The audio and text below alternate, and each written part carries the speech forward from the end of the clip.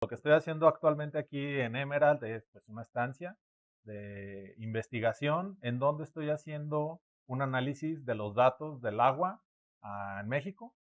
Concretamente ahorita me dediqué al estado de Guanajuato porque el análisis del agua pues se hace, más bien la gestión del agua se hace municipalmente, entonces analizar todos los municipios de México pues sí es un montón de información.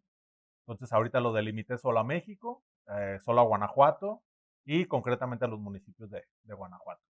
Y pues bueno, ya estuve trabajando en esto, ya hice un análisis descriptivo, un análisis de correlaciones, en donde descubrí que lamentablemente no están reportando bien los datos del estado de Guanajuato, concretamente León, Guanajuato, no figura bien dentro del análisis que hice.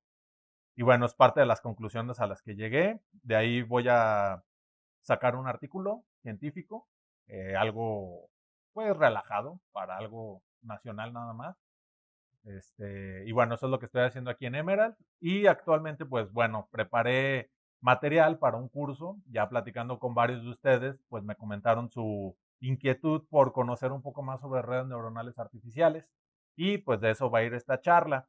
Eh, ¿Por qué redes neuronales? Bueno, porque actualmente es creo que el tema de moda en todos lados, ChatGPT o ChatGPT, como ustedes le digan, pues realmente su trasfondo es una red neuronal artificial profunda que tiene un modelo ahí que se está entrenando. Bueno, que una empresa lo ha entrenado más bien con todo su hardware y su arsenal de programadores. Y bueno, las redes neuronales se utilizan prácticamente en todos los ámbitos. Creo que es la herramienta actual más novedosa, más utilizada, pienso yo.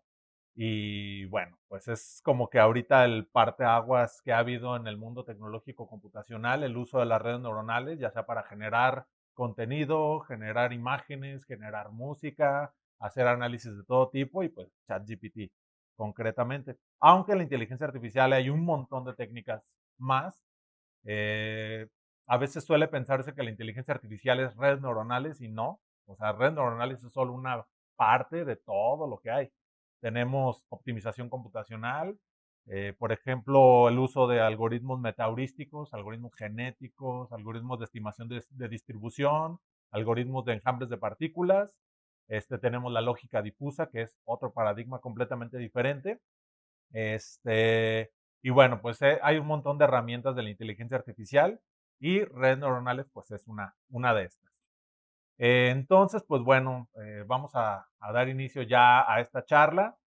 Después de todo este preámbulo, les comento que esta charla es más de índole teórica. Vamos a ver un poco de matemáticas, un poco de gráficas, algunas definiciones, pues algo, pues va a estar leve en cuanto a definiciones. Y el objetivo de esto es que ustedes conozcan el trasfondo teórico que hay detrás de una red neuronal, porque pues bueno, ustedes ya saben que ustedes le dicen a ChatGPT, dame una red neuronal que haga esto y pues, ya les da el modelo en Scikit-learn o en TensorFlow o en lo que ustedes quieran. Y pues muchas veces utilizamos las herramientas y realmente no sabemos cómo están funcionando detrás. Y se puede volver un poco complicado después analizar la información o entender qué es lo que está ocurriendo y ahí estamos a prueba y error. A ver, no le voy a poner esto, ahora esto y resulta que pues no llegamos como a conclusiones y nos podemos llegar a desesperar un poco. Pero si conocemos nosotros un poco cómo es que está detrás, digamos, en los fierros funcionando esto, pues nos puede dar un mejor entendimiento de las herramientas. Sí, entonces, esto afuera, ¿verdad? Muy bien. Entonces, pues bueno, vamos a iniciar con esto. Aquí tengo algunas definiciones de lo que se realiza concretamente aquí en el aprendizaje, digamos, máquina. Una de estas aplicaciones, digamos, es la minería de datos, en donde pues lo que nosotros hacemos es minar información estadística, podemos hacer regresiones, que realmente si ustedes quieren analizar una red neuronal, digamos, en su contexto más simple, pues podría verse como una regresión. Y también podemos realizar clasificaciones. En este caso concreto tenemos dos tipos de clasificaciones, la clasificación supervisada y la no supervisada. ¿A qué nos referimos con clasificación supervisada? Pues que requerimos ejemplos para que nuestro modelo se ajuste de alguna manera. Ahorita lo vamos a ver ya en una grafiquita muy simple. Y la no supervisada, pues que realmente no requiere ejemplos. Con ejemplos me refiero a un preetiquetado de información, ¿sí? Obviamente aquí estamos hablando de algo cuantitativo, las redes neuronales funcionan cuantitativamente y tenemos que tener números con los cuales pues, nuestra red neuronal va a generar un modelo que se va a ajustar a cierto tipo de información. Entonces, la supervisada requiere ejemplo. ¿Sí? Ahorita vamos a ver un ejemplo de esto. Y también podemos hacer reducción de dimensionalidad, que esto pues no lo voy a abordar como tal aquí en esta charla. En cuanto a la clasificación supervisada, pues aquí puse una breve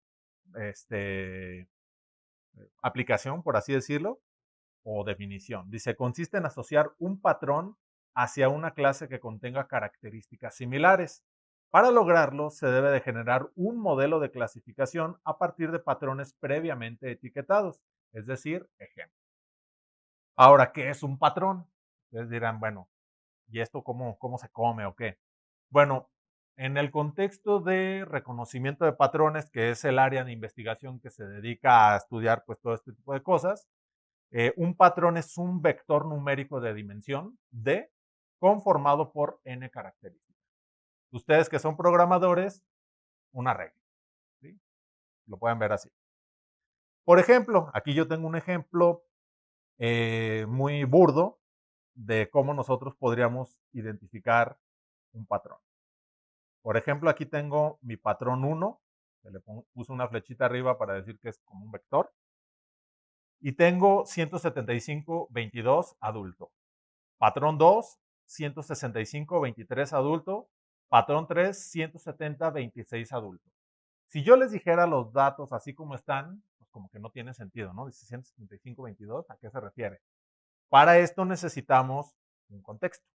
¿Sí? Ya ustedes saben que los datos sin un contexto pues no significan nada porque pues no sabemos a qué se refiere.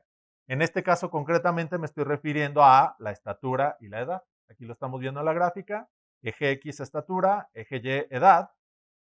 Y por ejemplo, un adulto, que es como nosotros lo tenemos acá arriba, digamos en contexto de patrones o vectores, 175,22, si yo lo grafico, pues va a quedar un patrón aquí en verde. 165.23, otro circulito en verde. 170.26, pues este es otro. ¿Qué es lo que yo tengo aquí? Una nube de puntos. Y esta nube de puntos, a esta nube de puntos que comparten características similares, las encerré en un círculo grande y a esto nosotros le llamamos clase. Esto es una clase, la clase adulto. Y pues, caso contrario, puedo tener otros patrones, por ejemplo, en este caso 50,1, 50,0.5, 52, no sé, 2, ya esto nosotros le llamamos bebé, ¿sí? ¿Qué es lo que estamos haciendo ahorita? Un proceso de abstracción de la realidad y lo estamos plasmando en números. Estamos diciendo eso. Esta abstracción, ustedes la pueden hacer como ustedes quieran, siempre y cuando sea cuantitativamente. Y de esta manera es en la cual yo pues, estoy representando mi realidad en un espacio R2. Ya lo puse. Dos dimensiones. ¿Sí? X y Y. Ahora, ¿qué pasaría si yo añado una tercera característica? En este caso tengo dos características, estatura y edad. Pero yo podría agregar peso, por ejemplo, y ya tengo una tercera característica. Por lo tanto, mi vector, pues ahora se haría, no sé, supongamos el peso, que pesen, no sé, en kilogramos. Un adulto puede pesar 87, puede pesar 64 y no sé, 76, por poner algo. Entonces aquí ya mi vector creció y obviamente esta representación bidimensional ahora sería en tercera dimensión. ¿Sí? Ya tendría X, Y, Z. Sin embargo, este problema o esta representación ustedes la pueden crecer hasta donde ustedes quieran. Puedo añadir más características, por ejemplo, una cuarta característica. ¿Cuál se les ocurriría? Sexo, y lo podríamos poner con un número, 0 y 1. Si es 0 puede ser masculino, si es 1 puede ser femenino. Y pues bueno, aquí yo diría, bueno, esta persona a quedar así, ¿no? Y ahí ya tenemos un vector y al final pues tenemos una característica de ese eje. Pero esto ya es cuatrodimensional. Y ahí cómo lo vamos a ver, ¿no? Ya no se puede representar gráficamente, al menos bajo este contexto. Entonces, bueno, ¿qué es lo que quiero que se lleven de aquí? Que yo tengo dos clases, bebé y adulto. ¿Sí? Muy simple. Y bueno, estamos haciendo una abstracción. Ahora, ¿qué ocurre cuando añadimos otra clase? Por ejemplo, joven u otra que a ustedes se les ocurra. Bueno, este es el problema fundamental que tenemos en el área de reconocimiento de patrones, cuando nosotros tenemos múltiples clases y estas múltiples clases están traslapadas. ¿Por qué digo traslape? Muy simple. Acá arriba, si yo quisiera hacer una clasificación de estos datos, ¿qué es lo que haría? Muy simple. Yo puedo trazar una frontera y decir, de la raya a la izquierda van a ser bebés. De la raya hacia la derecha van a ser adultos. Y esta raya ustedes la pueden posicionar donde quieran. La pueden poner aquí, la pueden poner acá, la pueden poner aquí. El chiste es de que esta raya, pues esta línea, está separando nuestro conjunto de datos. ¿Sí? Esto es lo que hace una red neuronal. Así de simple. Una neurona, ¿sí? Porque ahorita lo vamos a ver ya en matemáticas. Una neurona es una línea. ¿Qué es lo que hace esta línea? Separar un conjunto de clases.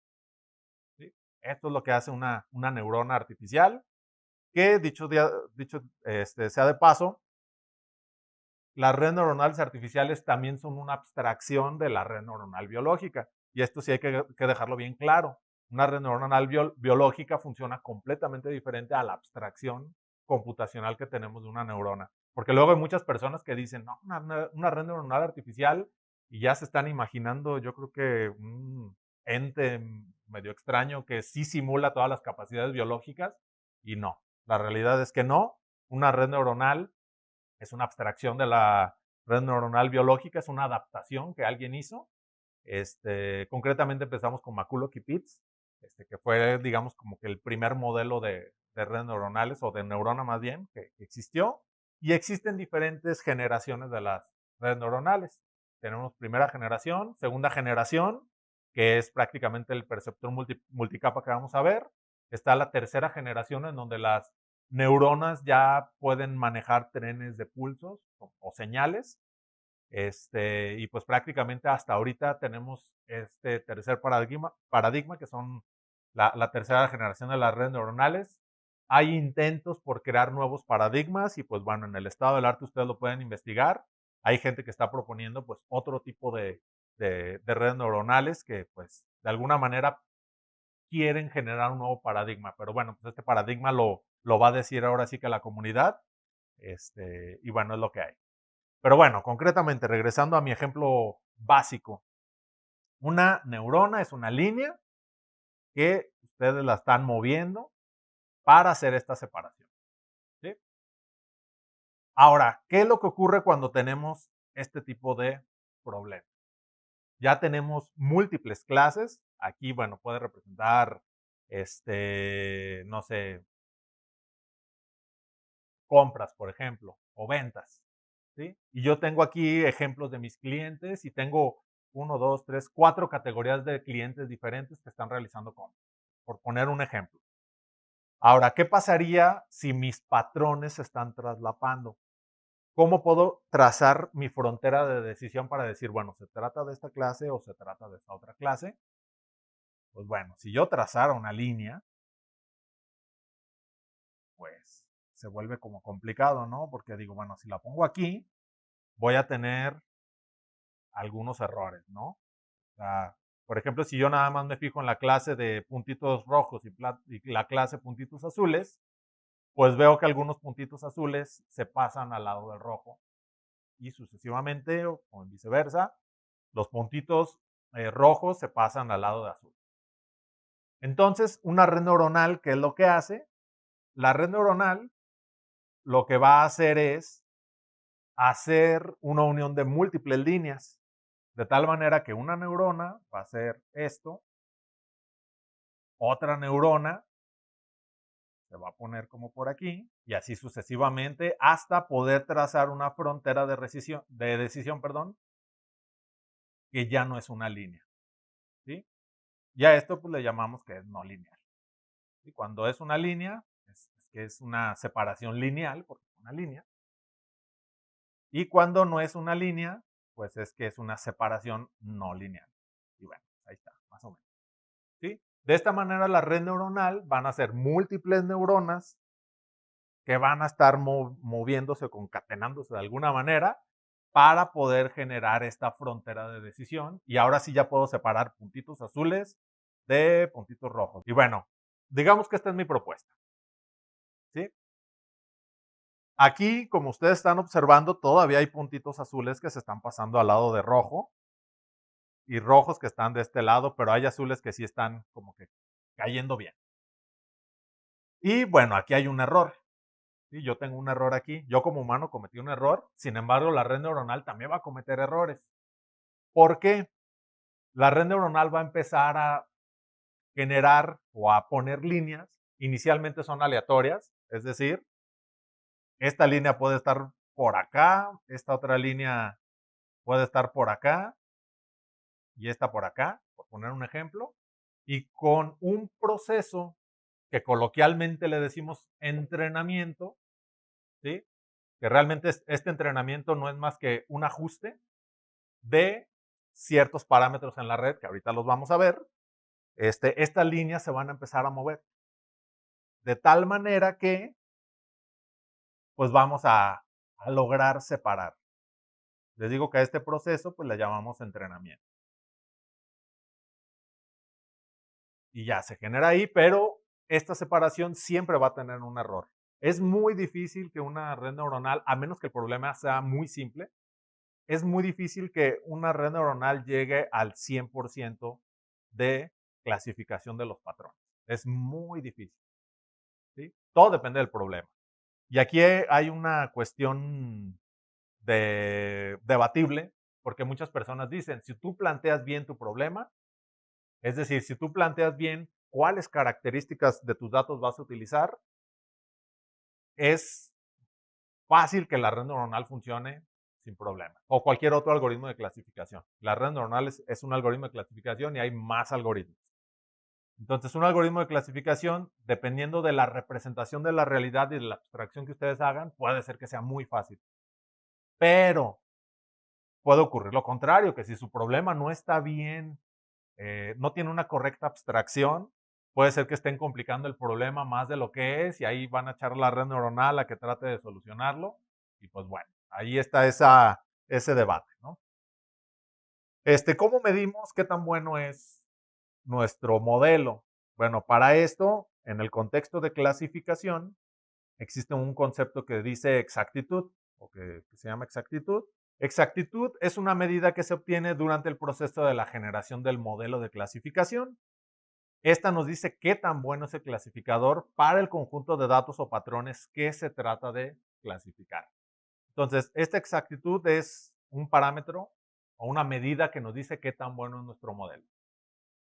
Y hay algo muy interesante que se llama el teorema del no free lunch. Este teorema dice, este teorema establece que no existe un clasificador que pueda ser utilizado para clasificar todos los problemas del universo.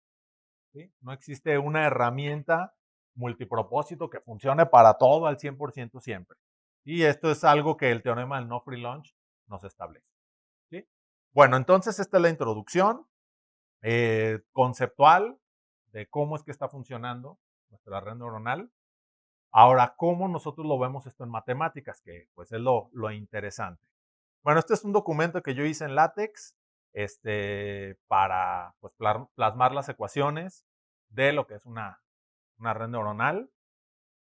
Y bueno, aquí resumen, se plasman las ecuaciones que modelan el enfoque de redes neuronales artificiales, concretamente el perceptrón multicapa, que correspondería a la segunda generación de redes neuronales. Y aquí partimos con el perceptrón simple. Dice, el perceptrón simple se puede modelar a través de la siguiente ecuación. Y es igual a phi de z donde Y es la salida del perceptrón simple al evaluar la preactivación Z en una función de activación phi de Z, usualmente la función sigmoide, que esto es lo que tenemos en la ecuación 2. Dice, en este contexto, Z se calcula a partir de la suma ponderada entre las entradas XY y los pesos WY, hasta n entradas, como se muestra en la ecuación 3. Y aquí tenemos Z es igual a la sumatoria de 1 hasta n de W sub I que multiplica a X sub I. Y aquí es donde ustedes dicen, ¿de qué me estás hablando, Vale? ¿Esto qué significa? Vamos a buscar la ecuación de la recta. La ecuación de la recta es igual que Y igual a mx más b. Y aquí yo la puedo plasmar. Y de x es igual que mx más b. Donde concretamente m que es una pendiente, ¿no? Entonces, si se fijan estos parámetros, el m me está moviendo la línea. ¿Sí lo están observando? 6, menos 8, menos 7, menos 0.5, y ahí se está moviendo. Entonces, M me está moviendo la línea y B me la está desplazando. Rotación y traslación. Eso es lo que hace la ecuación de la recta. Rota y traslada una recta a donde ustedes quieran. Eso es lo que hace mx más b. ¿Sí? Si me regreso acá, yo tengo que y es igual a phi de z, pero bueno, ahorita voy a dejar esta parte de phi de z un poco de lado, y me voy a ir particularmente a z. Z, ¿quién es? La sumatoria de 1 hasta n de w y x. Si nosotros lo renombramos, si nosotros renombramos la m que teníamos acá, ahora le ponemos w, está haciendo exactamente lo mismo. W es una pendiente, si lo quieren ver, o un peso, ¿sí? De hecho, la W es de weight, de peso. Y lo único que está haciendo es multiplicar a X. Es decir, estamos haciendo exactamente lo mismo que estamos poniendo acá, pero acá no existe un más B. ¿Sí? O podría decirse que B vale 0. Más fácil de ver. ¿Sí? Entonces, concretamente esto es lo que está haciendo WX. Es una multiplicación de una pendiente con una X y está de alguna manera pues poniendo una línea, si ustedes lo quieren ver. Sin embargo, pues aquí tenemos lo que es una suma ponderada. El concepto de suma ponderada, ¿para qué sirve? Pues para multiplicar o combinar más bien múltiples entradas y asignarle un peso a esas entradas. Y aquí vamos a ver un dibujito que seguramente han visto en muchos foros, en muchos libros. Y yo lo que tengo aquí son mis inputs. Mis inputs realmente pues son todos es un vector de n entradas, ¿sí? O múltiples vectores más bien. Y todos estos vectores pasan a lo que son nuestras unidades básicas de nuestra red neuronal, que son las neuronas. Ahorita si yo aíslo nada más una de estas neuronas, vamos a la que tiene Z sub 1, yo tengo múltiples fuentes, ¿sí?, de datos, o múltiples inputs, X1, X2, X3, X4, Xn.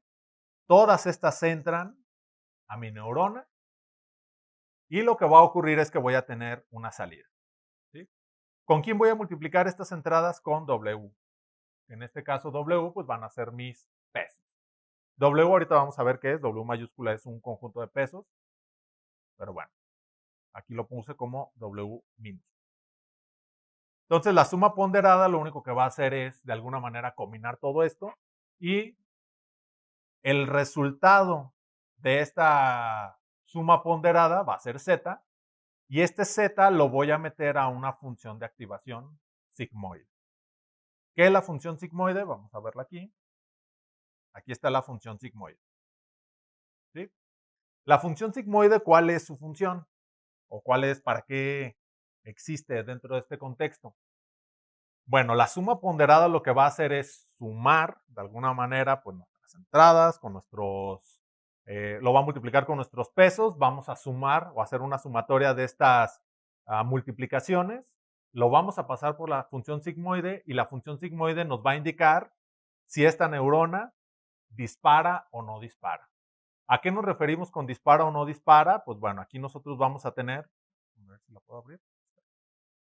Esta función va de 0 a 1 y obviamente si se cumple con cierto umbral, por decirlo de alguna manera, a partir de esta función sigmoide, nuestra neurona va a disparar. Es decir, está haciendo una, como les comenté hace rato, es una abstracción de la red neuronal biológica, ¿sí? De tal manera que nosotros metemos datos y si estos datos cumplen con cierto umbral dentro de esta función sigmoide, la neurona va a disparar o va a ofrecer una salida, que es lo que nosotros queremos de esta función sigmoide. Vamos a tener una salida. ¿Quién va a hacer esta salida? Phi de Z. Es la salida de la red neurona, o de la neurona más bien. ¿Sí? Entonces, hasta aquí, ¿qué es lo que está ocurriendo? Tengo mis datos de entrada, que dicho sea de paso, estos inputs corresponderían a los datos que yo tengo. Obviamente, aquí todo depende muchísimo de qué es lo que nosotros estemos representando, tratando de clasificar. Ahora sí que a la red neuronal no le va a importar. Ella dice, mándenme los datos y yo lo único que voy a hacer es hacer multiplicaciones, ¿sí? De mis datos con mis pesos. Los voy a pasar por una función de activación, sigmoide en este caso, y va a mandar esta salida a otra neurona, ¿sí? Por ejemplo, aquí lo puede mandar a esta siguiente capa. Y ahorita vamos a ver el concepto de capas un poquito más. Y ya, concretamente esto es lo que está haciendo operativamente, es una multiplicación. Ahora, ya si lo vemos en un contexto más avanzado de ingeniería, para aplicaciones computacionales, la preactivación Z se puede calcular a partir del producto punto de dos vectores. Por lo que la ecuación 3 que tenemos acá arriba, que es la suma ponderada, se puede representar de la siguiente manera. Z es igual que W mayúscula por punto X, que es el producto punto. Donde W es igual a un vector de pesos, estas sí son las W minúsculas que teníamos, en un vector fila conformado por los pesos del perceptrón y X es el vector columna con los datos de entrada. ¿Sí? Entonces aquí lo tenemos. Y sí tiene que ser vector fila, vector columna para que matemáticamente funcione. Esto computacionalmente, si ustedes programaran esto, si lo quieren hacer a la vieja escuela, pues es un ciclo for, como lo tenemos acá arriba, que va de 1 hasta n, que multiplica el vector w o el array w con el array x. ¿Sí? Ciclo for. Pero si queremos usar herramientas más sofisticadas, por ejemplo Python con NumPy, NumPy ya tiene el método de producto punto, entonces simplemente pues haríamos w dot nada más y ponemos ahí el, el vector con el que nos queremos multiplicar y ya, automáticamente ya tenemos el valor de z y podríamos programar un método que reciba como parámetro z y sea la función sigmoide. ¿Sí? Un método de función sigmoide que nos dé la salida phi de z. ¿Sí? Ya. Concretamente así se haría. Y, que es mi salida de una neurona, es igual a phi de z, que es igual a phi de el producto punto de w y x. ¿Sí? Entonces, con esto, ¿qué es lo que estamos haciendo? Pues simplemente reduciendo un poco la parte de la suma ponderada, que es un ciclo for, pero que computacionalmente es un poco costoso, y lo podemos reducir a un producto punto que NumPy ya lo tiene súper optimizado. ¿Sí? Entonces sería nada más el producto punto de dos vectores y ya tenemos la salida de una primer neurona. Ahora, computacionalmente esto, ¿cómo lo llevamos? Ya para hacer una red neuronal. Para esto tenemos el concepto de perceptrón multicapa, que sí corresponde a todo el gráfico que estamos observando aquí. Entonces yo tengo mis entradas y yo asociara con el ejemplo del adulto y bebé que mostré hace rato, pues serían mis patrones, n-dimensionales, obviamente. Dependiendo de la cantidad de, pues, de características que yo tenga, pues va a ser la cantidad de dimensionalidad que va a poder abordar la red neuronal. Bueno, voy a regresar acá. Ahora, la operación matemática básica que realiza un perceptor multicapa es la siguiente. Y es igual que phi de z. Ustedes dirían, pues, oye, creo que es igual, ¿no? Pero no, hay una sutileza, es z mayúscula. ¿Quién es z mayúscula? Bueno, z mayúscula es un vector columna de preactivaciones z que se calcula como sigue. Z es igual que W por X más B. ¿A qué le suena la ecuación 9? A la ecuación de la recta, un plano, realmente, ¿sí? Esto ya está como más generalizado. Ahora aquí ya apareció B. B en el contexto de las redes neuronales artificiales es el sesgo o el bias, ¿sí? Que en la ecuación de la recta y es igual que mx más b, pues este sesgo lo único que va a hacer, pues de alguna manera es intentar mover también mis líneas, por decirlo de alguna manera, pero coloquialmente le dejamos la chamba de cómo acomodar estas líneas a los pesos nada más. Y lo único que hacen es que se deja el sesgo o el bias como un vector de 1. ¿Sí? Coloquialmente así se hace. La chamba del entrenamiento se le deja solamente al ajuste de los pesos y el sesgo o el bias se deja en 1. Esto es coloquialmente, se puede cambiar, pero pues la realidad es que creo que casi nadie ahorita se mete a mover el sesgo o el bias, lo dejan como un vector de unos y toda la chamba de cómo acomodar o ajustar el modelo de la red neuronal se reduce a calibrar los pesos. W en este contexto, ¿qué sería? W es una matriz de pesos y esta matriz de pesos la vamos a estar multiplicando por nuestros datos de entrada. ¿Por qué se hace de esta manera? Por la siguiente cuestión. Aquí yo ya tengo W1 en mi gráfico, pero realmente lo que debería de tener, bueno, aquí yo lo puse muy generalizado, yo tendría que tener un W11 que correspondería a esta línea que tengo aquí, W21 que correspondería a la siguiente línea y así sucesivamente, ¿no? W3 sub 1, 4 sub 1, 5 sub 1, pero para no poner tantas Ws, pues lo hice más simplón y puse W mayúscula ahí, que correspondería a todos los pesos que tendrían todas estas flechitas que ustedes están observando. Y entonces, para no poner W, puse W1 y esto para mí me representa una matriz de pesos. Ahora, ¿por qué es 1, 1, 1, 2, 1, 3, etcétera? Porque digamos que cada neurona recibe múltiples pesos. En este caso está recibiendo 1, 2, 3 hasta n. Esta otra neurona está recibiendo también 1, 2, 3 hasta n pesos, más 1, que es el bias que tenemos acá abajo. Perdón, acá abajo. Y así sucesivamente. Cada neurona está recibiendo múltiples pesos. Por eso tengo esta matriz. Cada fila corresponderían a los pesos de una neurona, la siguiente fila a los pesos de otra neurona y así sucesivamente. Esto se hace computacionalmente de esta manera porque es más rápido hacerlo. Si yo hago la multiplicación de la matriz W por mis pesos, perdón, por mis datos X, que será W por X, es la misma operación del producto punto más los 1. Esto de aquí ya es, aquí yo tengo algo que dice hidden layers o capas ocultas. Entonces, en la primera capa oculta, que correspondería a las primeras bolitas azules, por ponerlo de alguna manera, esta sería mi primera capa y la multiplicación de todos mis W, de mi matriz W por todos mis pesos, me va a dar un vector de salida Z. ¿Quieren ver aquí? Pues yo tendría Z sub 1 para esta neurona, tendría Z sub 2 para esta neurona, Z sub 3 hasta Z sub N. Y esto es concretamente en mi primer capa oculta. Entonces yo tengo aquí un vector de Zetas que son mis salidas y si me regreso a mis matemáticas, aquí yo lo tengo. Z es igual a un vector columna Z sub 1, Z sub 2, Z sub 3 hasta Z sub n para la primera capa. Ahora, aquí no se preocupen. ¿Qué es lo que va a ocurrir con las siguientes capas? Es la misma operación. Producto punto más 1. ¿sí? Producto punto de W, X más 1 y ya tendría la siguiente salida. Y así sucesivamente. ¿Sí?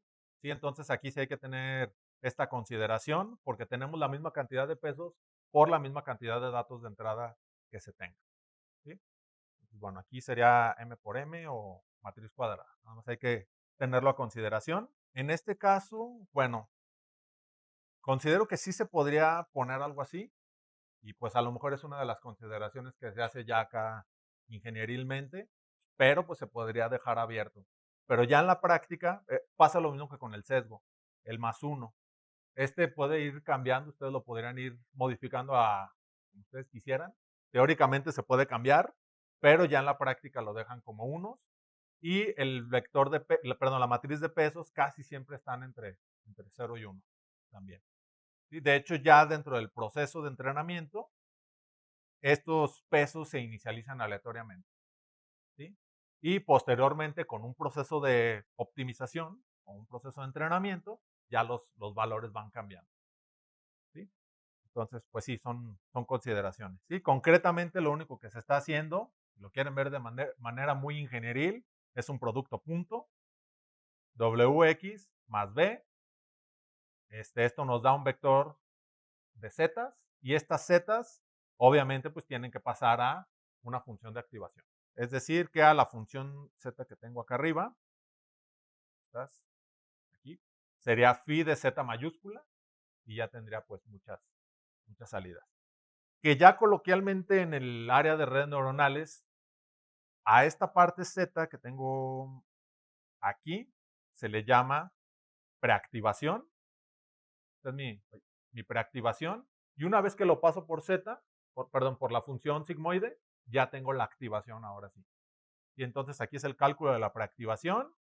Y una vez pasa por la función sigmoide, se hace la activación de cada una de las neuronas. Esa es álgebra lineal, yo creo que diría básico.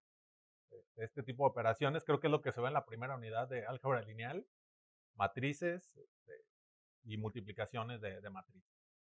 Entonces, es como cuando nos enseñan la suma y la resta, que eso nos ayuda a comprender la multiplicación y la división, y eso nos ayuda a desenvolvernos en nuestra vida cotidiana para que no nos transien en la tiendita. Pues aquí es lo mismo. Pues bueno, hasta aquí se ve la aplicación del álgebra lineal, una de las aplicaciones. Y bueno, esto que está aquí, que dice propagación hacia adelante, es, bueno, lo que trato de plasmar aquí son las ecuaciones que se utilizan para poder hacer la propagación de izquierda a derecha, desde mi entrada, pasar por mis capas ocultas, hasta tener una salida Y. Que en el contexto de clasificación, ¿qué significaría? Pues yo meter mis patrones de entrada y tener una salida que me diga, estos patrones de entrada corresponden a un perro, corresponden a un gato, corresponden a lo que ustedes quieran, ¿no? ¿Sí? En el contexto de clasificación. Entonces la propagación va de izquierda a derecha y lo que hacemos es visualmente o aquí como lo estamos observando, agarrar las entradas X, multiplicarlas por mi matriz de pesos. Todo esto pasa por una función de activación phi, que en este caso va a ser mi función sigmoide. Voy a tener un vector de salidas z y estas z se van a transformar en mis nuevas x, ¿sí? En mi siguiente capa oculta. Entonces z se transforman en x. Estas nuevas x las voy a multiplicar otra vez por mi matriz de pesos, que esta va a ser otra matriz de pesos. Esto va a pasar a mi función de activación sigmoide. Voy a tener la activación y una vez que tenga esta activación, va a pasar a mi última salida. Y aquí es donde se ve para qué sirve la suma ponderada. Si se fijan, múltiples salidas.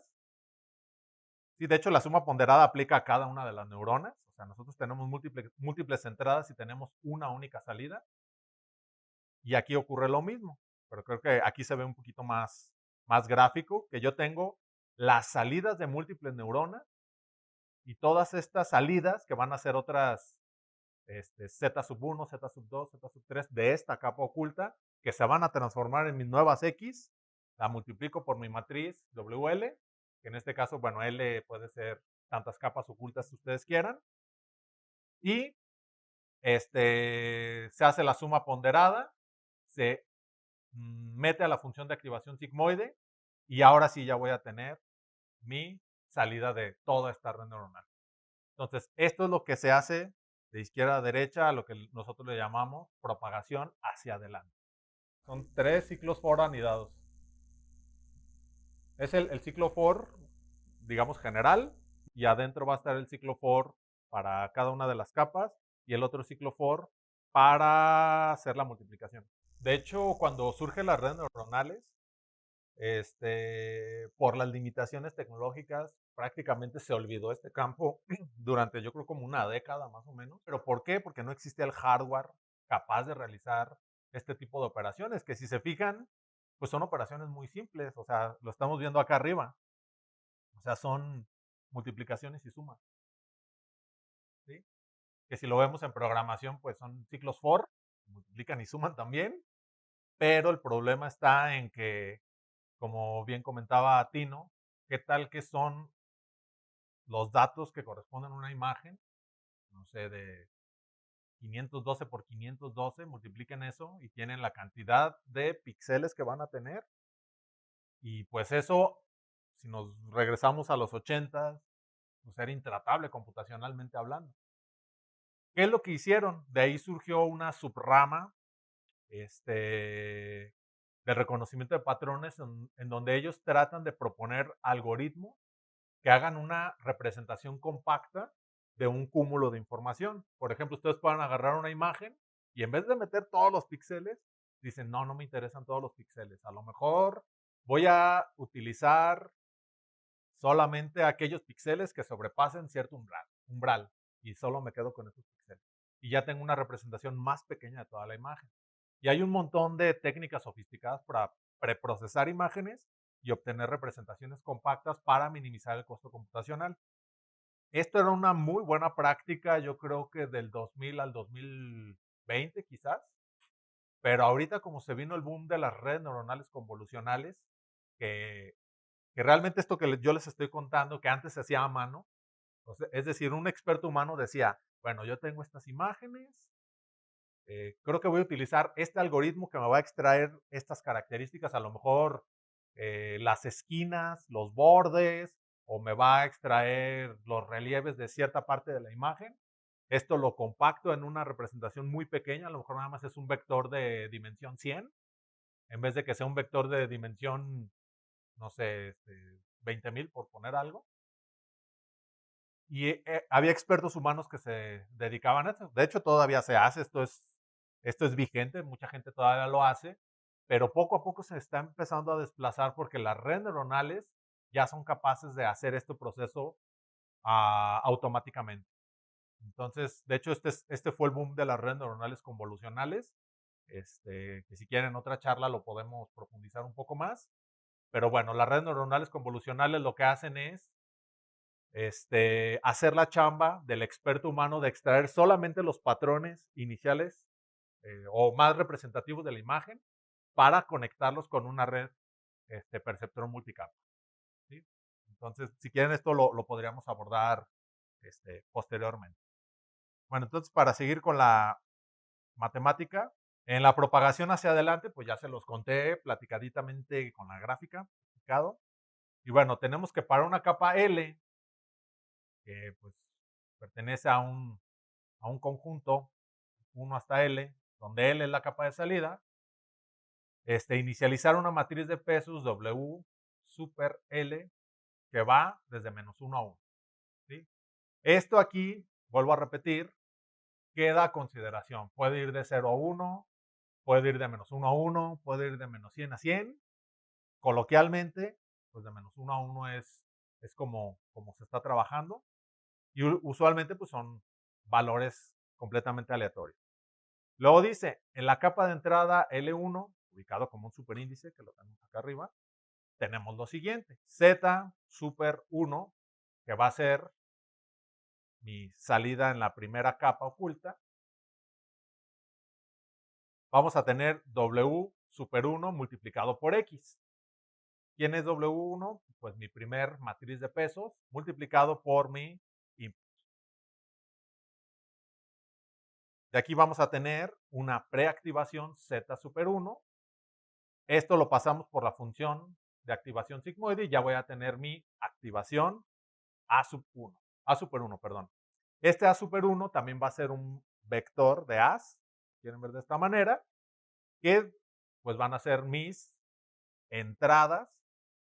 Aquí lo había puesto super Z1, pero era A. Son mis nuevas X. ¿Sí? Van a ser mis nuevas X en la siguiente capa. Ojo, esto es para L1, es decir, mi primer capa oculta. Luego dice, finalmente, A super 1 es un vector con las salidas de las neuronas en la capa de entrada, el cual se convertirá en los datos de entrada de la siguiente capa. Ahora, para L, que va desde 2 hasta mi L final, o mi cantidad de capas ocultas que yo quiera, se realiza como se muestra a continuación. Tenemos que Z super L, y aquí va a aplicar para de 2 hasta L mayúscula, es igual a W super L, que sería mi capa, mi matriz de pesos, perdón, en mi capa actual, multiplicado por A L menos 1. ¿Por qué dice L menos 1? Pues es el de atrás, ¿sí? Y AL, que va a ser el L actual, va a ser igual a phi de ZL, que ZL es mi preactivación en la capa actual. Y esto se va a estar repitiendo, repitiendo, repitiendo. Y es importante notar que A, L, super L mayúscula, es igual que Y, que ya sería mi salida a la red neuronal. Ahora, aquí hay una cosa importante, y bueno, este proceso se realiza muchas veces hasta llegar a la salida. Y aquí viene algo importantísimo, que es la pregunta abierta de las redes neuronales. Para una capa L que va de 1 hasta L, donde L es la capa de salida. L. ¿Cuántas capas necesitamos para poder hacer que todas nuestras líneas se enchuequen, se acomoden para poder hacer esta separación? Nadie sabe, ¿sí? Nadie sabe. ¿Por qué? Te lo puse hace rato. Sí, o sea, yo lo veo de la siguiente manera. Es como el problema que resolvieron con fractales de los mapas, de cómo calcular el área de cierta región en una isla, por ejemplo, y lo que hacían era, pues puedes trazar líneas, pero si le haces zoom, van a ser más líneas, y si le haces zoom, van a ser todavía más líneas y nunca terminas, ¿sí? Y de hecho hay como discrepancias, porque si, dependiendo de la resolución, se van considerando huequitos que antes no se consideraban, entonces las áreas no hacen match, dependiendo de la resolución. Y creo que aquí también podría aplicar el problema de la resolución. Tan solo, o sea, pensarlo por capacidad, o sea, por ponerles un ejemplo, si nos remontamos a los 90, yo tenía una computadora que tenía 8 megas de memoria RAM, creo que era una cosa así. Y mi capacidad del disco duro también era así como nada. Y las aplicaciones actuales que he corrido me pueden requerir hasta 16, 20 gigas de RAM para poder hacer el procesamiento. O sea, impensable para... Digo, son aplicaciones con imágenes. Entonces sí se requiere poder de cómputo. Y si se quieren ir a algo más sofisticado, un chat GPT, por ejemplo, que tiene la información del mundo, imagínense cuánta RAM se requirió para hacer ese modelo. No, es demasiado, o sea, demasiada infraestructura computacional para hacer todo eso. Depende mucho del problema. Yo he llegado a utilizar modelos que tienen 500 neuronas, como con, ¿qué será? No, no fueron tantas, como 20 capas. 20 capas y 500 neuronas por capa y a fuerza bruta. Órale. Aquí hay un teorema interesante que se llama el teorema de Cover, que dice que mientras más características tengas en tu patrón, puede ser que exista una separación entre el conjunto de datos. Algo así menciona el teorema de Cover, y es lo que dice, ¿no? O sea, como que hay ciertas garantías matemáticas que dicen que mientras más dimensión tenga, puede ser que exista una separación. Pero como no conocemos la geometría del problema, o sea, si fuera bidimensional, pues bien padre. Hasta lo ves y dices, le voy a meter más o menos estos parámetros y ya te das una idea. O incluso utilizas otra técnica que no sea una red neuronal. Puedes utilizar un Bill separador de distancia o algo que se llama KNN, el K-Nearest Neighbors o vecinos más cercanos. O puedes utilizar un enfoque estadístico bayesiano que no requiere tanto poder computacional y te puede servir para resolver el problema. Pero el problema es que no conocemos la geometría del problema y ese es un problema abierto. ¿Cómo conoces la geometría de algo que que es semidimensional y que requiere hiperplanos para hacer la separación? Pues ya es muy difícil de conceptualizar. Entonces ese es un problema abierto. ¿Cuántas capas? Nadie sabe, porque no conocemos la geometría del problema, al menos para dimensiones más allá de la tercera dimensión. Entonces, de esta manera es como se hace la propagación hacia adelante. La propagación hacia atrás, aquí ya depende mucho de qué es lo que queramos hacer. Backpropagation es un algoritmo, que es el algoritmo clásico para poder hacer la calibración de los pesos. Sin embargo, pues actualmente existen más algoritmos. Creo que el más utilizado actualmente es el ADAM. ADAM es otro algoritmo que está basado en la minimización que es el error cuadrático medio, minimización creo que tiene que ver con el gradiente, si mal no recuerdo, sí, tiene que ser con el gradiente, y bueno, es una minimización del error cuadrático medio, y Adam lo hace pues muy sofisticado. De hecho, backpropagation funciona igual, un descenso de gradiente, sí, descenso era la palabra que estaba buscando. Descenso de gradiente y al final todo se reduce a un error cuadrático medio. Aquí hay una cuestión del por qué se utiliza el error cuadrático medio y es porque tiene concavidad. Si no fuera una función con concavidad, pues no se podría optimizar. El error cuadrático medio, pues pueden ver así, una especie de parábola en la parte cuadrática. Y bueno, esta función se puede minimizar utilizando el algoritmo de backpropagation. Les digo, la backpropagation es un algoritmo que se hizo pues casi ad hoc al modelo del perceptrón multicapa, pero actualmente se puede utilizar otra cosa que no sea backpropagation. Adam es uno de ellos, creo que es uno de los algoritmos más utilizados, pero pueden utilizar algoritmos de otra índole. Por ejemplo, pueden utilizar algoritmos metaheurísticos, que esta es otra línea de la inteligencia artificial, que es la optimización computacional. Por ejemplo, podrían utilizar un algoritmo de optimización por enjambre de partículas para calibrar los pesos, un algoritmo genético, un algoritmo de estimación de distribución. O si son warriors, pueden hacerlo todo con aleatoriedad y vámonos, órale, pesos aleatorios exhaustivamente hasta que le atine.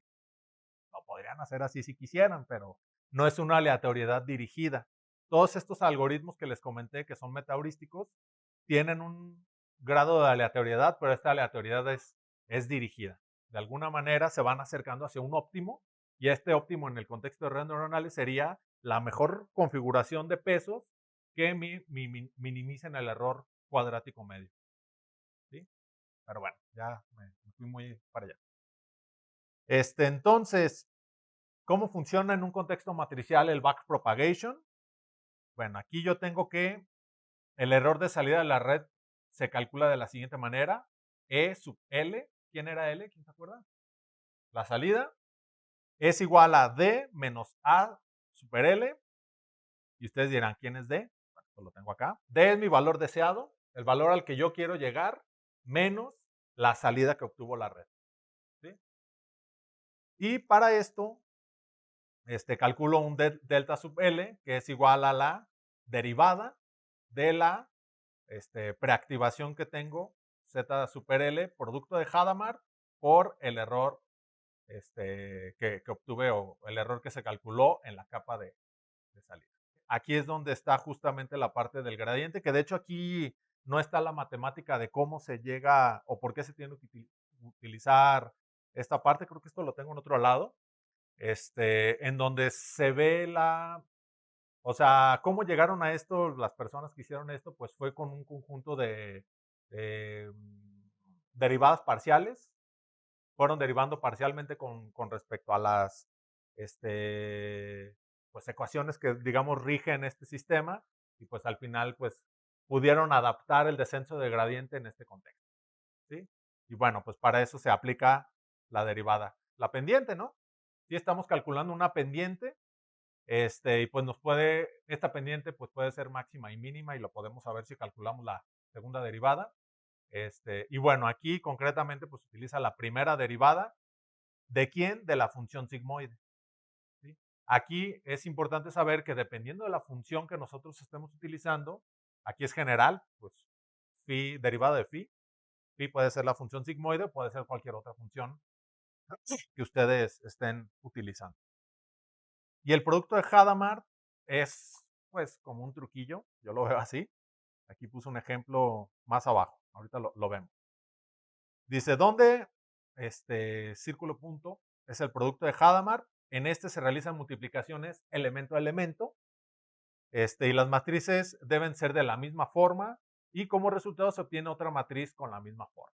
¿Por qué se pone el producto de Hadamard y no el producto punto? Porque el producto punto requiere que haya vectores fila y columna, y acá no.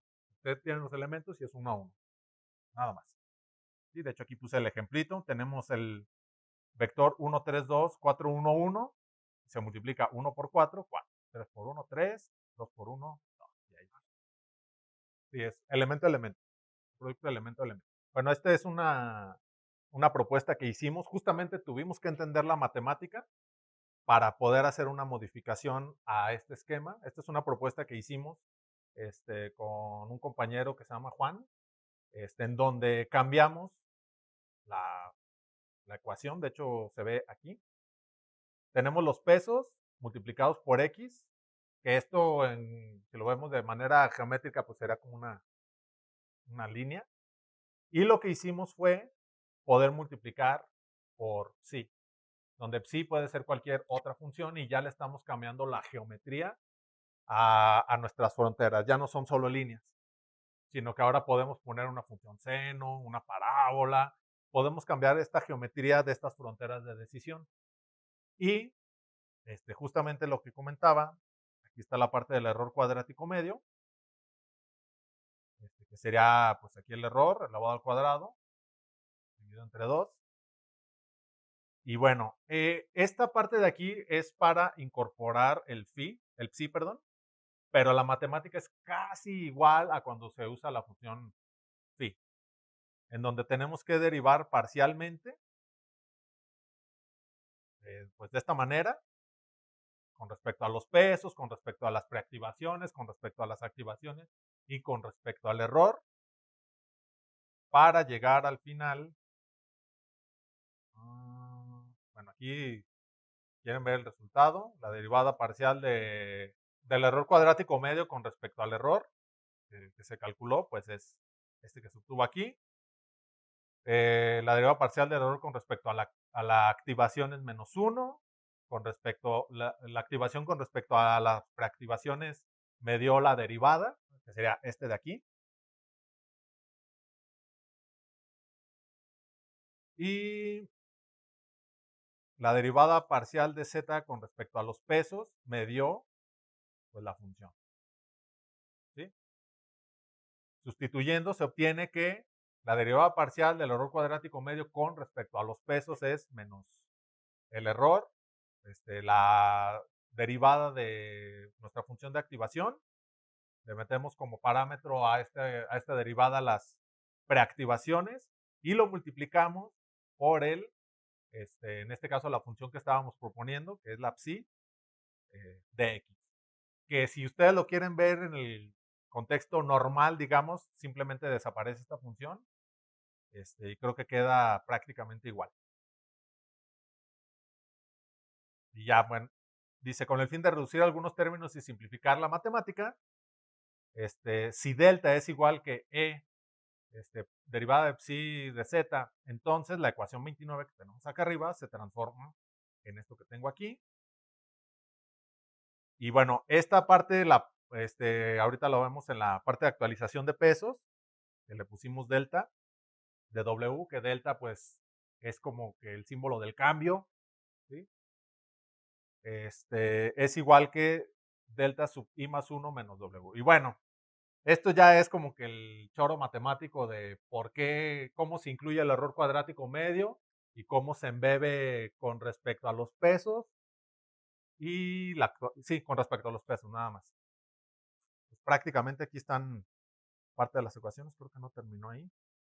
Bueno, sí, aquí hice una modificación del backpropagation, que ahorita no me voy a meter a esta parte. Y bueno, ¿cómo se actualizan los pesos ya en el contexto de backpropagation? Bueno, aquí lo vimos que aplicábamos un delta L, que es la derivada de nuestra preactivación multiplicado por el error, que son prácticamente las mismas ecuaciones que vimos abajo. ¿Y cómo actualizamos estos pesos? Bueno, dice, para la capa de entrada L igual que 1, digamos que nuestro cambio, delta de W1, va a ser igual a ¿cómo se llama esta? Eta. Eta. Eta, que es conocido como el factor de aprendizaje, que va entre 0 y 1. Producto punto de mi delta. ¿Quién es delta? Aquí lo calculé, que es la derivada de la preactivación multiplicado por el error, elemento a elemento, por producto de Hadamard. Entonces, delta, y aquí lo hago producto cruz con X. En este caso, X, pues son mis datos. ¿Sí? De esta manera es como yo voy a ir actualizando nuestros pesos. Y lo único que voy a hacer es que W1 va a ser igual a W1 más esta actualización. Prácticamente esta actualización se va haciendo de a poquito, de a poquito, de a poquito, de tal manera que estos pesos aleatorios, que fueron inicializados de menos 1 a 1, se van a estar sumando y restando dependiendo del vector de valores que yo tenga en este delta W. Se van a estar ajustando estos pesos. Muchas veces hay metaheurísticas que computacionalmente pueden ser nada costosas. Por ejemplo, está el caso de, bueno, yo considero que los algoritmos de estimación de distribución, uno que se llama Univariate Marginal Distribution Algorithm, considero que casi no es para nada costoso porque nada más calculas una media, una desviación estándar y con base en eso generas un muestreo con base en esos dos parámetros bajo una distribución gaussiana. Y tú vas generando poblaciones, estas poblaciones pueden ser los pesos. Y haces esta dirección con respecto al error cuadrático medio y computacionalmente es menos costoso. Entonces tú podrías quitar todas estas operaciones y meter un algoritmo de estimación de distribución que es menos costoso. O podrías hacerlo simplemente con aleatoriedad y decir, órale, genérense a ver cuáles pesos son los que pueden minimizar el error cuadrático medio.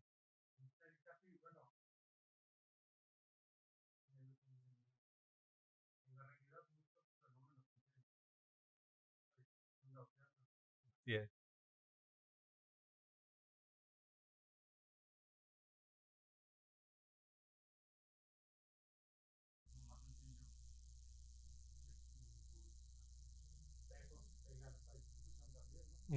Sí.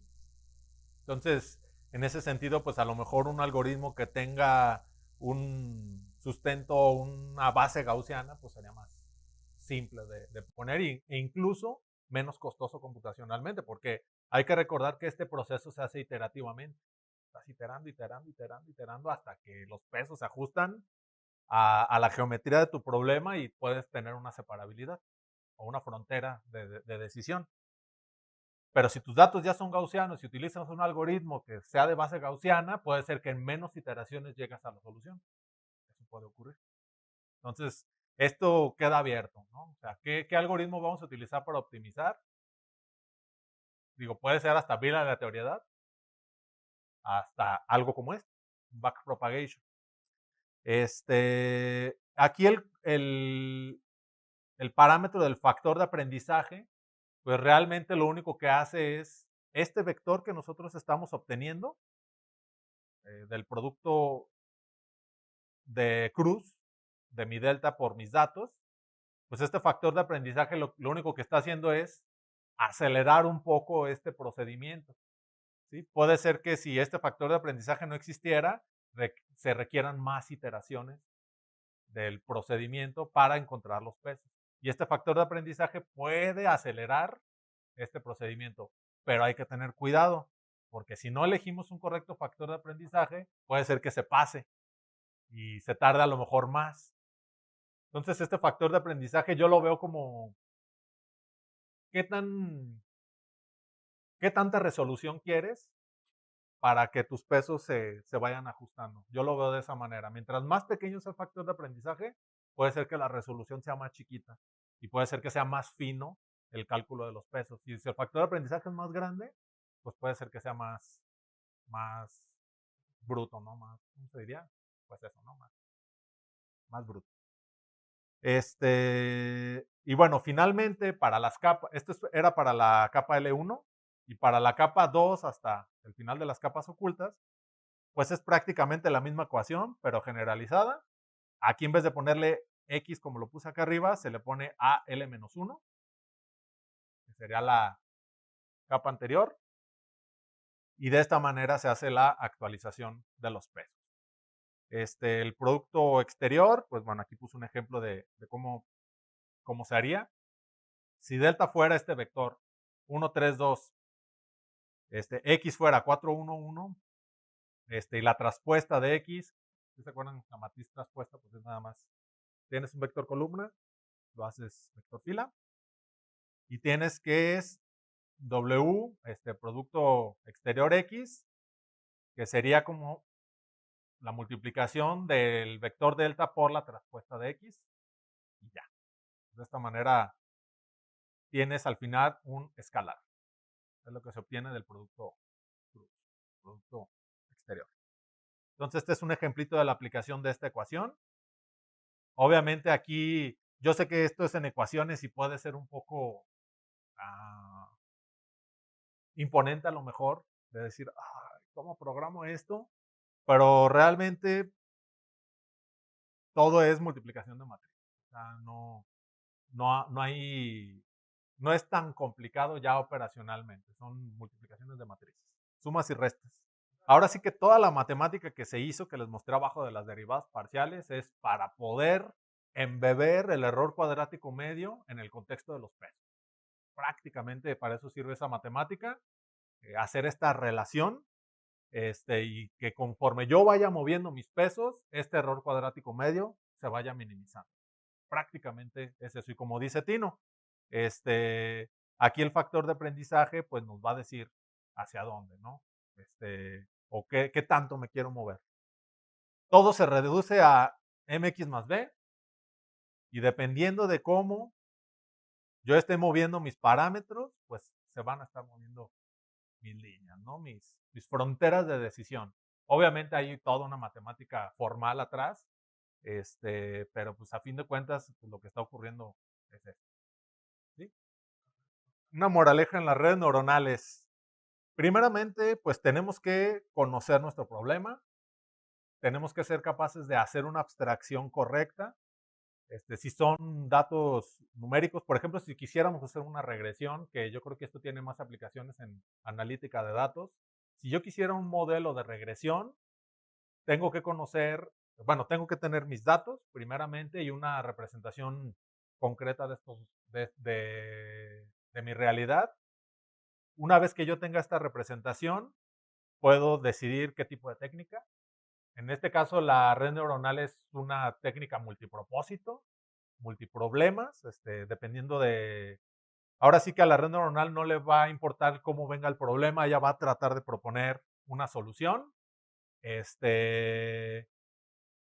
El costo computacional, pues, va directamente relacionado a la complejidad del problema. Mientras más difícil sea el problema, pues más poder de cómputo probablemente vamos a requerir. Este, los parámetros de la red neuronal están abiertos a prueba y error prácticamente. De hecho, si ustedes, y esto me pasó con mis alumnos, les tendí una trampa. Les dije que hicieran una regresión con una red neuronal usando ChatGPT y todo, bien felices. Y al final me reportaron el error de 10,000, otros de 12,000, otros de 20,000, y yo, jóvenes, el error tiene que ser cercano a cero.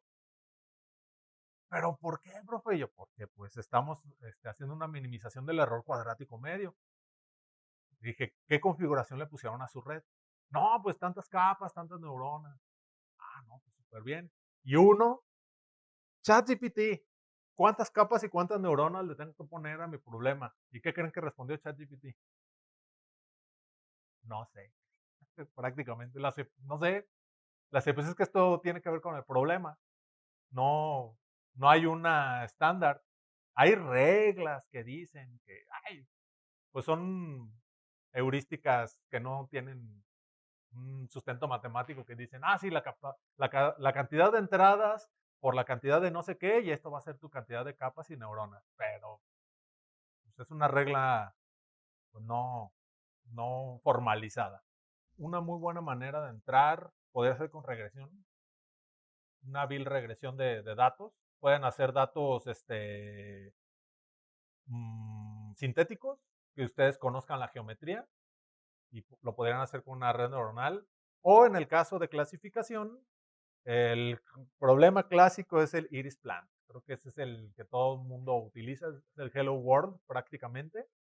Iris plant es una base de datos que hicieron, no sé si son biólogos o una cosa así, que midieron flores a mano, así prácticamente con una regla o no sé cómo lo habrán hecho. Y dijeron, el ancho de la hoja es tanto, esta es mi primera característica. El largo del tallo es tanto, mi segunda característica. El ancho de la hoja es este. Y al final hicieron 4 características y midieron 3 tipos de flores y sacaron 150 registros. Y ese es el caso como que más, el Hello World prácticamente. Yo creo que en todos los libros y en todas las documentaciones que vean ustedes de redes neuronales, creo que empiezan con el iris plant. ¿Por qué? Tiene una característica muy particular. Son 3 clases. Una clase es linealmente separable de las otras 2 y estas otras 2 clases están traslapadas entre ellas. Entonces lo vuelve un problema fácil porque sí hay una separabilidad y se puede ver si tu modelo, son 3 clases, si tu modelo es capaz de clasificar al 100% la primera clase, pues de alguna manera tienes cierta garantía de que está funcionando, por así decirlo, tu implementación. Y entonces es una muy buena manera de probar las implementaciones que uno haga, probar con el Iris Plan. Creo que ese sería mi Hello World en clasificación. Yo lo veo como líneas de estudio. Creo que la línea principal, el subconjunto, es inteligencia artificial. Un subconjunto es reconocimiento de patrones. Un subconjunto del reconocimiento de patrones podría ser machine learning. Dentro de esto hay data mining, hay ¿cómo se llamaba la otra? Machine learning, data mining, data clusterization, y ya una aplicación de todo esto que combina todo este tipo de algoritmos que están dentro de estos subconjuntos, yo le llamaría ciencia de datos. Como tal, es una aplicación ya directa de las técnicas para encontrar, pues, ahora sí que patrones o información que a ti te interese de los datos. Entonces, la ciencia de datos, pues, es ya es la aplicación, digamos, de todas estas técnicas. Y ciencia de datos, pues, no solo está encasillado a redes neuronales. Digo, puedes hacer ciencia de datos con estadística simple, descriptiva, media, mediana, desviación. Eso podría ser ciencia de datos también, no concretamente redes neuronales. Bueno, nada más para cerrar. ¿Creen que el producto punto nos vaya a dominar? El Hadamard. ¿Creen que el Hadamard, el producto cruz y el producto punto nos lleguen a dominar? No creo. Al menos no ahora. Sí, porque pues, este es el motor matemático de las redes neuronales. Entonces, pues no, ahorita no. Lo que sí puede ocurrir es que humanos que usan estas técnicas usen estas, pues lo que, el resultado de este procesamiento a su beneficio. Y eso sí no está padre. Pero bueno. De hecho, en mi proyecto todavía no llego a la implementación de las redes neuronales en lo del agua. Esto digamos que esa parte. El problema que tengo ahorita es con los datos. Como que el gobierno no está recopilando bien la información. Entonces, ahorita lo que hice fue un análisis estadístico descriptivo, un análisis de correlación y justamente iba a meter un análisis de clusterización para a ver si hay patrones que tengan características similares. Y una vez que tenga esta clusterización y determinar que realmente hay patrones, ahora sí podría meter una red neuronal. Creo que sería el siguiente paso, pero hasta no conocer cómo están los datos, pues no puedo decir, Simón, red neuronal y haz tu magia, pero pues no sé qué quiero encontrar. Entonces, ahorita estoy en ese proceso. Y creo que acabo de describir lo que hace un ingeniero y un científico de datos ya ante un problema. Me tomó prácticamente 3 semanas de ingeniería de datos y un día de ciencia de datos, 2 días si acaso, porque teniendo los datos bien organizados, bien estructurados, limpios, ya la ciencia de datos en Python es 2 líneas de código, 3 líneas de código, es muy rápido. Lo difícil es tener organizado todo. Y luego me pasó que quería hacer un análisis de unos datos y ya, digamos, en el contexto de ciencia de datos, y no funcionaba, y no funcionaba, y no funcionaba. Y todo era porque un atributo tenía 2 espacios en blanco. En la descripción del atributo tenía 2 espacios en blanco y yo así. Y eso me tomó media hora encontrarlo y yo, pero ¿por qué no procesa? ¿Es el código? No. ¿Es esto? No. Y al final resultó que venía del dataset. Estaba mal ahí la investigación que estamos haciendo del agua, pues es en conjunto con otros dos investigadores de allá del Tec Purísima. Y lo que estamos haciendo ahorita va a ser un simulador de cómo se está moviendo el volumen de agua bajo una teoría que se llama la teoría, o el problema, más bien problema del transporte, que tiene que ver con grafos y todo esto. Entonces, lo que vamos a hacer es una abstracción, digamos, del problema del agua, adaptándolo al problema del transporte. Vamos a hacer un generador de instancias, datos ficticios, para, pues ahora sí que tener casos de estudio. Una vez que hagamos esto, podemos ir con el gobierno y decirle, mira, si tú nos dieras la información así, podríamos hacer esto. Pero como tus datos no están así, no lo podemos hacer ahorita. Si nosotros tuviéramos el poder de decir cómo queremos la información y de origen todo se hace así, no, pues todo fluiría como mantequilla en el pan, pan en mantequilla, ¿sí? Será más rápido. Pero la realidad es que no hay una cultura todavía de los datos. Estamos en esta parte de transformar lo viejo a lo nuevo, y me ha pasado con mis alumnos que se van a sus residencias profesionales y se topan con que usan todavía Visual Fox Pro en las empresas y es así de, ay, ¿cómo saco los datos de aquí? Y o sea, de entrada sus bases de datos no están ni normalizadas, no hay un correcto modelo de entidad de relación, en el caso de datos relacionales. Entonces es todo un problema que ahorita estamos tratando de parchar. Pero bueno, pues es lo que hay. ¿Sí? Entonces, pues bueno, vamos a darle cierre a la plática. Saludos.